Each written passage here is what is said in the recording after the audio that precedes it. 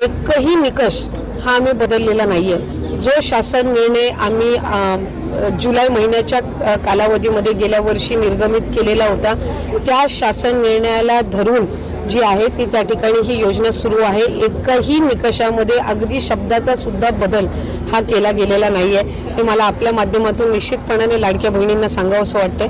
आम्ही गेल्या 3 दिवसापासून जानेवारी महिन्याची डीबीटीची प्रोसिजर चालू केलेली आहे आणि 2,41,00,000पेक्षा अधिक महिलांना आज या योजनेचा लाभ हा यंदाच्या महिन्यात सुद्धा मिळालेला आहे। त्याच्यामुळे ही योजना अधिकाधिक यशस्वीरित्या पार पाडणं हे काम हे सुरू आहे।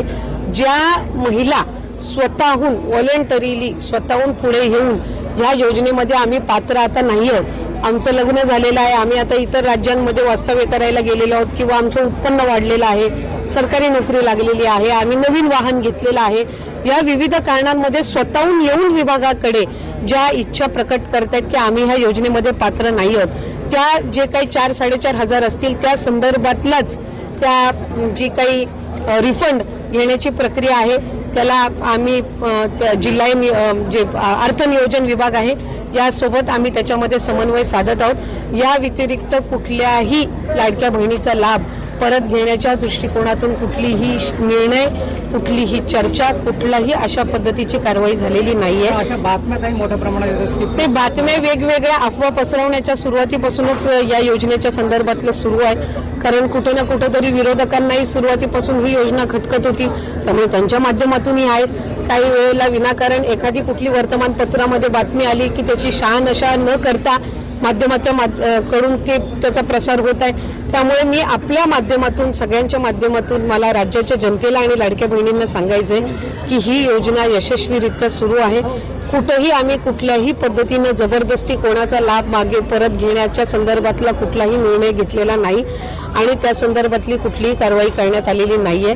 कुठलीही योजना असेल, संजय गांधी निराधार योजना असेल, तुमची नमो शेतकरी योजना असेल, पीक विमा योजना असेल, कल्लेक लाडकी योजना असेल, शासनाच्या कुठल्याही योजनेचं वर्षातून एकदा स्क्रुटिनी ही रुटीन पद्धतीने होत असते। ही प्रचलित पद्धत आहे, ही कुठली नवीन पद्धत नाहीये।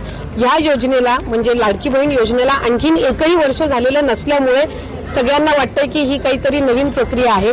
आम्ही क्रॉस व्हेरिफिकेशन फक्त करत आहोत आणि त्यामध्ये सुद्धा कुठल्याही एकाही बहिणीचा लाभ आम्ही कुठल्याही पद्धतीने अद्यापही परत घेतलेला नाही आणि त्या संदर्भातली कुठली साधी चर्चाही नाही।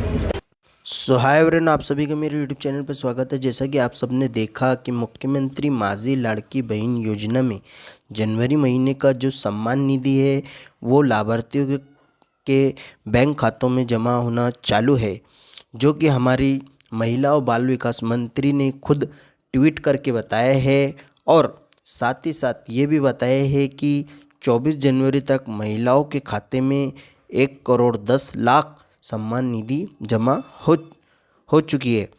हम आशा करते हैं कि 27 जनवरी तक आपके अकाउंट में ये जो जनवरी का हफ्ता है ये आ चुका होगा। तो कमेंट में ज़रूर बताएं कि आपको जनवरी का हफ्ता मिला है या नहीं। धन्यवाद।